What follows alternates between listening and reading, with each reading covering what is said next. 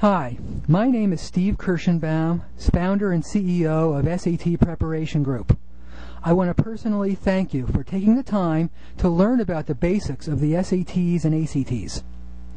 There are three primary skills necessary to achieve SAT or ACT dominance: peak performance, strategy, and knowledge. In our research, most of the SAT-ACT prep industry, except for us, focuses on knowledge only.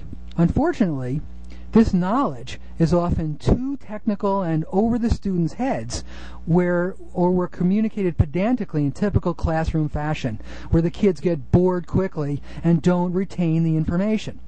That's why, according to the latest FISC guide for the SAT, of the two largest companies in the industry, one had a minimal increase of just 12 points, while the other had a 26-point average decrease.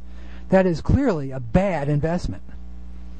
And many other individual tutors, small and intermediate SAT companies don't even track their results, which makes it very difficult to know how a student will end up. Furthermore, because most other prep companies focus primarily on information only, a lot of naturally smart students show up to tests like the SAT or ACT and completely die during the test because they're not even close to being prepared emotionally, psychologically, mentally, or physiologically for the rigors of these 5-hour marathons. So how have we consistently achieved an average increase for math, reading, and grammar of 270 points and over 400 points for our top 25% students? Easy.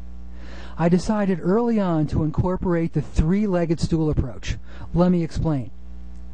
First, for a student to maximize his or her score, he or she must go into the test feeling incredible. Think of how an athlete warms up for a game. It's the same thing for the SAT or ACT. We instruct every one of our students, even on practice tests, on what to do the night before, proper sleeping patterns, what to do the morning of the test in terms of light exercise, nutrition, power moves, emotional triggers, proper snacking, etc. This is so the brain can function at peak efficiency. What a concept. Seems simple enough, but it's the first time students are learning about this very important academic success principle, and they're already 16 or 17 years old. These types of concepts should be taught to 5-year-olds, and we're seeing to it that this gets done. In any case, the first leg of the stool is peak performance. The second component of SAT-ACT success is learning critical thinking strategies that seldom get taught in the schools, yet are crucial to standardized test mastery.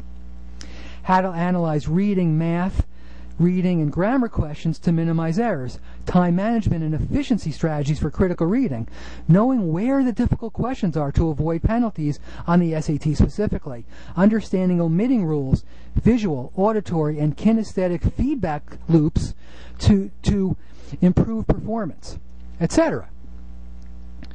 The third leg of the stool is not just knowledge, but super simplified pattern recognition. It's not rocket science.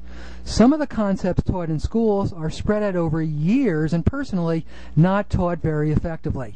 We need to give the students the 50 or so math patterns, 13 grammar rules, and consistent vocabulary that keep showing up over and over again. When the students see these patterns over and over again, they start to get comfortable and know exactly what to do the same way every time because we present it in plain English. Again, just like learning a sport or dance or singing, perfect practice makes perfect. So those are the three legs of the stool necessary to create SAT-ACT dominance.